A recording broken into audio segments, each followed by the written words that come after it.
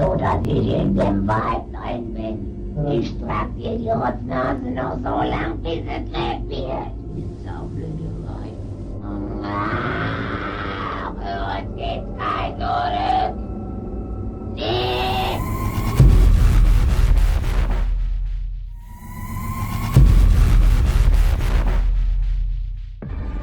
एक अंधेरा रूम और उस रूम में एक बहुत बुरी स्मेल और साथ ही मांस के जलने की स्मेल घुली हुई है और जमीन पर आपको हर कोने में जमे हुए खून के निशान मिलेंगे और कोने में बैठी है एक लड़की जिसके होंठ फटे हुए हैं और उसके पूरे शरीर पर उसके ही दांतों से चबाए हुए घावों के निशान हैं और उसकी आंखें वो आपको नहीं देखती, उसकी आंखें देखती हैं आपकी रूह को। ये कहानी है साल 1970 की।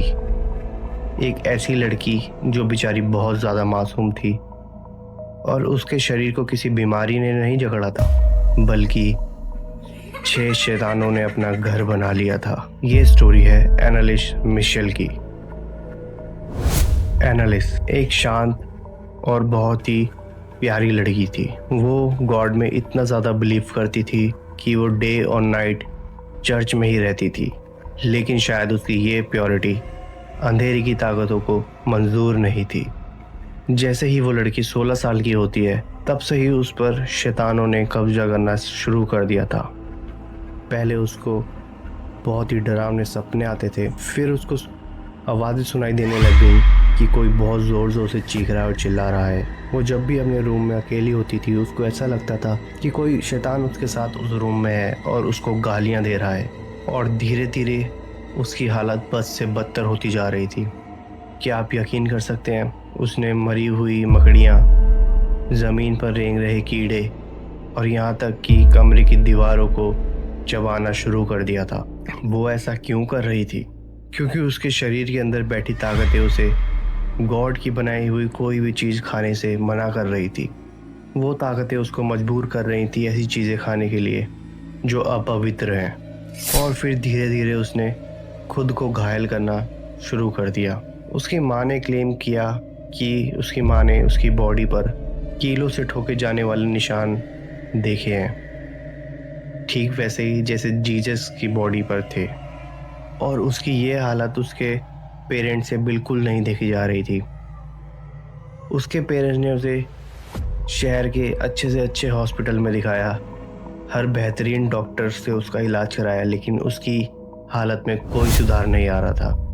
और फिर हार कर एक दिन एनालिस के पेरेंट्स ने प्रीस्ट से कांटेक्ट किया।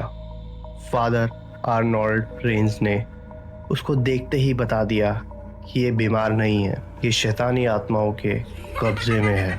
और यहीं से शुरू हुआ 67 एग्जॉर्सिज्म सेशंस का सिलसिला।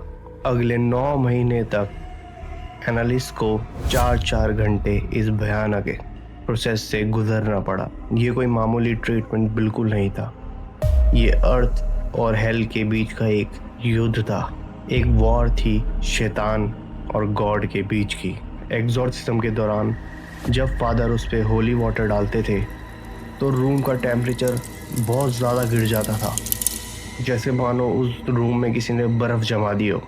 और उस समय एनालिस एक कुत्ते की तरह घुर्राती थी और प्रीस्ट के ऊपर थूकती थी। और उस समय ऐसा लगता था जैसे एक पतली दुबली लड़की के अंदर 6 बहुत ही ज़्यादा ताकतवर आदमियों की स्ट्रेंथ आ गई हो, जैसे वो एक सुपर ह्यूमन बन चुकी हो। और जब प्रीस्ट ने उन ताकतों को नाम बताने पर मजबूर किया तो उनकी आवाज़ें टेप में रिकॉर्ड हो गई और उनकी आवाज़ सुनकर सबके रोंगटे खड़े हो गए।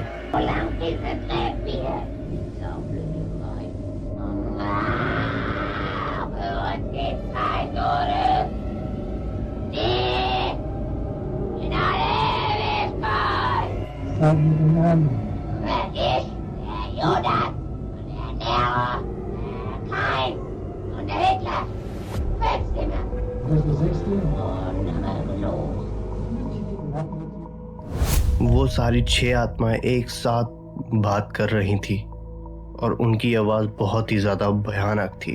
उन्होंने अपना नाम बताया लूसीफर, हिटलर और जूडस। उन शैतानी आत्माओं ने एनालिस को बिल्कुल खाने नहीं दिया और एनालिस एक कंकाल की जैसी बन गई थी। उसका शरीर जल गया था। वो डेली 500 से 600 बार घुटनों के बल बैठकर प्रेयर करती थी और जिस वजह से उसके घुटने पूरी तरह छिल चुके थे और घायल हो चुके थे, यहाँ तक कि उसके घुटनों की हड्डियाँ तक नज़र आने लग गई थी। एनालिस इन सब से इतनी ज़्यादा परेशान हो गई थी, वो अपना सर दीवारों पर पटकती थी। उसने अपने दांत तक तोड़ डाले और बस वो ये चाहती थी कैसे भी करके ये आवाज़ें जो उसके दिमाग में लगातार घूम रही हैं, उसको सुनाई दे रही हैं, वो बंद हो जाए। लेकिन इसका उल्टा ही हुआ। टाइम के साथ ये आवाज़ें और ज़्यादा तेज़ होने लग गई और एनालिस को और ज़्यादा परेशान करने लग गई। 30 जून साल 1976 ये उसका आखिरी दिन था। 67th सेशन के दौरान वो इतनी ज़्यादा दुबली पतली हो चुकी थी कि उसका वज़न सिर्फ 31 kg रह गया था। वो एकदम हड्डी का ढांचा बन चुकी थी। और अगली सुबह 1 जुलाई साल 1976 एनालिस मिशेल ने 23 साल की छोटी उम्र में ही अपना दम तोड़ दिया और उसने आखिरी सांस लेते हुए अपनी माँ से सिर्फ इतना कहा कि मदर, आई एम अफ्रेड। ये सुन के आपको ऐसा लग रहा होगा जैसे स्टोरी यहीं पे ख़त्म हो गई। ये स्टोरी यहीं तक थी, लेकिन नहीं। कोर्ट ने उसके पेरेंट्स और प्रीस्ट को उसकी मौत का जिम्मेदार ठहराया। कोर्ट का सीधा सवाल था, अगर टाइम पे उसको मेडिकल ट्रीटमेंट मिल जाता तो क्या वो ठीक नहीं हो सकती थी। लेकिन कोर्ट में जब वो शैतानी चीखों वाली टेप चलाई गई तो वो चीखें सुनकर कोर्ट रूम में सभी के होश उड़ गए। सब ने डर के मारे अपने कान बंद कर लिए। और सबसे बड़ा रहस्य तो ये है, 2 साल बाद जब डॉक्टर्स ने उसके शरीर को उसकी ग्रेव से बाहर निकाला तो उसकी बॉडी को गल जाना चाहिए था, क्योंकि नॉर्मली ऐसा ही होता है, टाइम के साथ बॉडी गलने लगती है। बट नहीं, उसका शरीर 2 साल बाद भी एकदम वैसा ही था जैसा उसको दफनाते टाइम था, जैसे वो कल ही मरी हो। ये साइंस को चैलेंज देने वाली बात थी। और उस विलेज में आज भी डर का माहौल है। लोगों का कहना है कि आज भी एनालिस के घर से चीखने और चिल्लाने की आवाज़ आती है एनालिस की, और ऐसा लगता है जैसे कोई रूह तड़प रही हो मुक्ति के लिए। अब आप बताइए, 67 एग्जॉर्सिज्म के बाद भी एनालिस की मौत एक इलनेस की वजह से हुई थी या वो शैतानी ताकतों का शिकार थी? आपकी रूह क्या कहती है?